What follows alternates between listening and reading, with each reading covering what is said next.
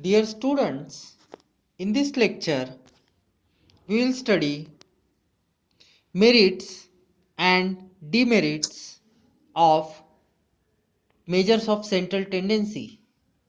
We have studied three measures of central tendency: mean, median and mode for three types of data, that is raw data, ungrouped frequency distribution and group frequency distribution. Let us study them. So merits of mean. Arithmetic mean is explicitly defined by rigid formula. So we have seen formula for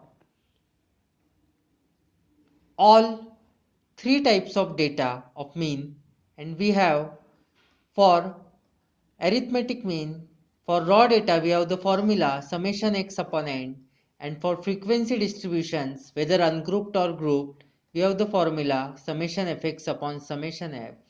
Note that x represents midpoint of classes in case of group frequency distributions, and in case of ungrouped frequency distributions it represents observation itself. It is easy to calculate and understand. We have seen several examples of arithmetic mean, so it is fairly easy to calculate mean. It is the most simple and widely used measure of central tendency. It is used in further analysis, and the most important fact is that it is based on all observations. Now let us study demerits of median. Demerits of mean.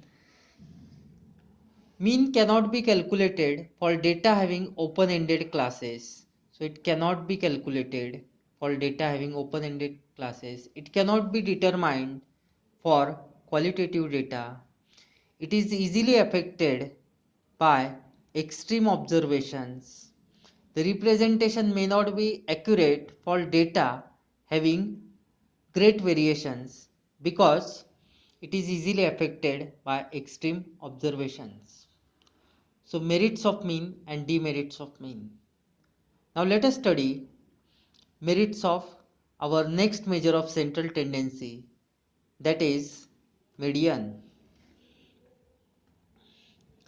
So median is basically a middle value of observations. What is median? Median is middle value of observations. Middle value of observations. It is explicitly defined by rigid formula. We have solved several examples on median. We have seen that there is a fixed formula. By rigid formula we mean a fixed formula for determining median. It is easy to calculate and understand. It is positional average and not affected by extreme values. It can be determined graphically for group frequency distributions. These are merits of median. Now let us study demerits of median. The main thing is that it is not directly based on all observations. It cannot be determined for qualitative data. It requires data in increasing order, that I mean observations in increasing order, that is data should be in ordered form. So observations should be in increasing order. Observations in or classes in increasing order. It is not quite useful for further mathematical treatment, and if it is not interpreted with other measures of central tendency, then median may be misleading in case it is not interpreted with other measures of central tendency. So these are merits and demerits of second measure of central tendency, that is median. Finally, let us see merits and demerits of mode. So, for mode, mode is explicitly defined by rigid formula for all three types of data. Again, this we have seen in several examples. In all three types of data, mode is explicitly defined. There is a formula or method by which we can easily find mode. What is mode? Mode is basically the observation repeated highest number of times. Observation repeated highest number of times.